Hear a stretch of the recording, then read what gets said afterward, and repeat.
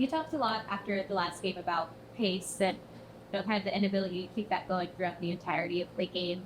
What adjustments have you made over the last couple of days in practice to make sure that that's not an issue? Yeah, absolutely. I think firstly, it's really just the intention to sustain it, and I think that's it's when fatigue kicks in. I think it's how can you be even more purposeful, getting the quick outlets, getting rapid inbounds. I think a lot of it too was linked, watching back on the film after. I think a lot of it was just the inability to get defensive stops. It's much harder to run on makes. You still can, but obviously if you're taking it out every single time, it's going to lead to far less transition opportunities that and you're forcing turnovers, missed shots, and you can actually get out and run.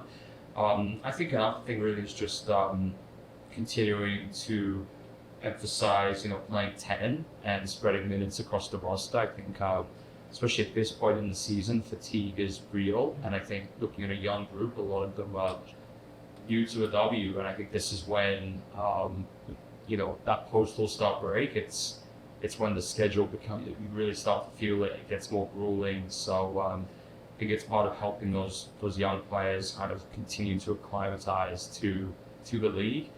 And yeah, I think it's a good justification for why short minutes are important. I mean, we do the shortest stints in the league.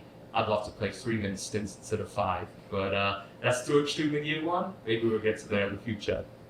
Do you worry at all that playing the short stints makes it harder for players to kind of get into a rhythm before they race half? Sure, it's a great question. I'm so glad this came up because we haven't spoken about it, but there's a lot of research on it. If you actually Google it, it's called like the fallacy of the hot hand theory. Really good research, and basically showing like there's no such thing in terms of when players bait shots. A lot of the rationale is, should we still take them out? And there's no chasing the hot hand kind of pick. It's just a myth. It doesn't even exist. So there's some really good research on it. I had some of our staff read it because I think it's something I want to do next year is actually break it down for the players, because I think even someone might make 2 threes and then we're still going to take them out because that's part of the rotation, and then you end up chasing it. 5 minutes becomes 7, performance lapses, and I think players, it's like a Pedro Martinez thing. He's a very European coach. It's like the mistake, and this is like my philosophy. I agree completely. It's like the mistakes you see are when fatigue kicks in. So I think it's something we're going to keep being really purposeful with. It's key. I think the players are actually really bought into it, which has been a real positive. Are you expecting any headsets of desperation, from either team? You guys lost 5 in a row, they lost 7 in a row, but yeah, I think just we had 2 great practices.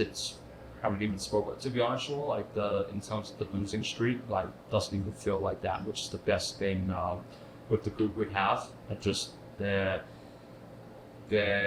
character as a group when it needs to show up every day. And I think the thing is too, we've been, even with the losses, I feel like we believe genuinely as a group, we're getting better, and I think this has been a theme throughout the whole season. And I think that's why, when you do have patches of adversity, I think it makes it's easier to cope when you actually believe that you're getting better individually, you're getting better as a group.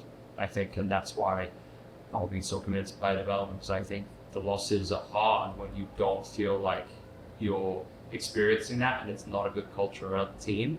So I think the fact that we have both great culture, players getting better, I think it allows us to kind of continue focusing on that and the process. Go back to the minutes family. Alex, do you think it's easier to convince the players? Not that anyone but that's fickle. I think it's easier to convince them that we play with 30 or fewer minutes per game. Carly doesn't handle that. Most 30 that's nothing 7. Because the new team, no one has established positions. Yeah, I think it was quite a few conversations at the start, because it is different to kind of what players have experienced before, and I think it's 2 kind of main differences with how we do it. Let's say the first is play 10. It is very different to a 9 or an 8 or 7 person rotation.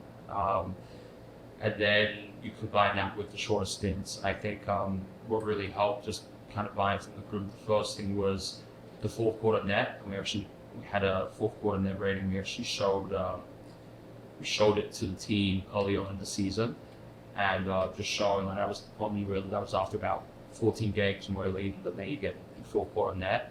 And then the clutch game record, and then just showing the performance metrics. So the fourth quarter, what's most interesting is in the fourth quarter, that's when you see the drop off with other teams in the league is huge. We have the least drop off in terms of things like X cells, B cells, jumps, which is a great sign. So, and then it's not just the numbers, but then how you combine that with player perspectives and feelings. I think that's really important. And I remember it was a really good conversation we had with BC. I think it was around the stretch 15 games in, and we were talking one day, and she was like, I feel so fresh. And I'm actually I'm looking forward to the fourth, because I feel like I got energy to, not just guard really, the best players, but then actually produce offensively. And I think that's the whole idea. And I do think with the pace, I think this year it's been okay pace-wise. Next year, I definitely would like to play faster. I think that's something that's kind of been on my list already. And I think it's kind of linked to this whole conversation as to why it's so important with how you're managing minutes, rotation, things of that sort. Are we accelerating having scheduling? Do you guys have the terms of color and she puts on in grad? Do you have numbers or anything about how? I mean, it feels like she's in color. I wonder if you have anything that's like.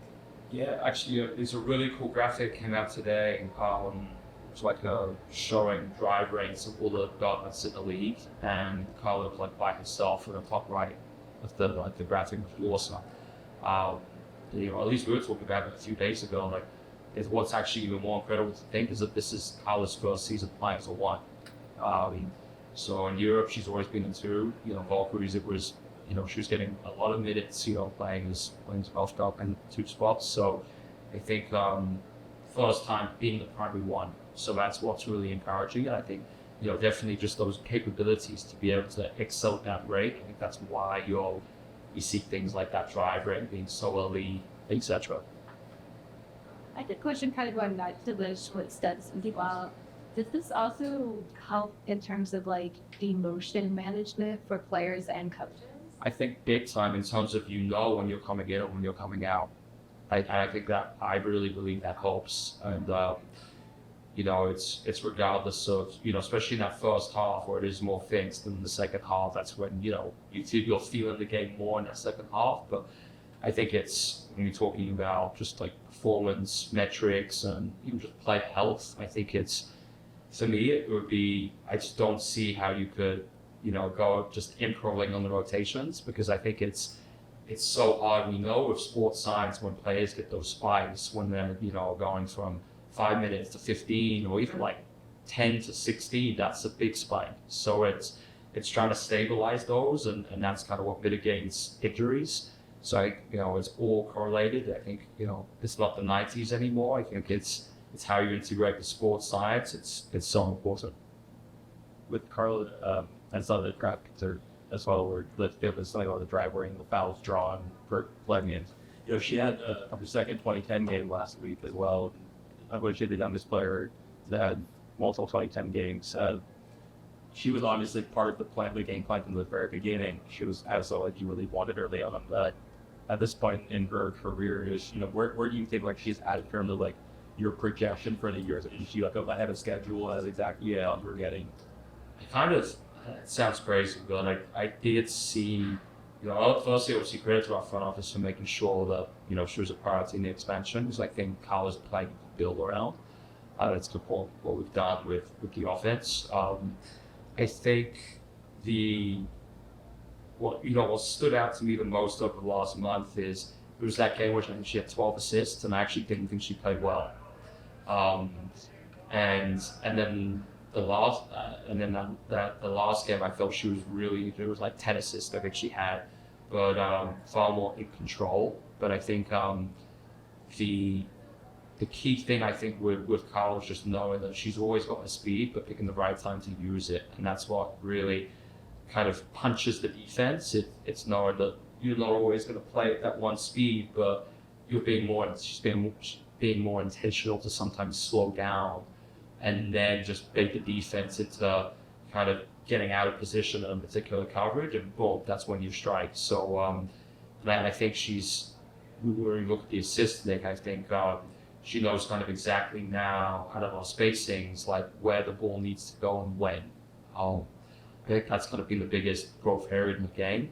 So, yeah, I think there's a lot more that's still to come. I think the three-point shooting was almost doubled in terms of efficiency, but I do think we can get the volume up more, and I want her to start taking more off-dribble threes, and really, I think if she can do that, then just think about how the defense is going to respond if she's really making defenders and opposing teams hesitant to steal unders, then it's going to open up even more opportunities for her to get into the paint.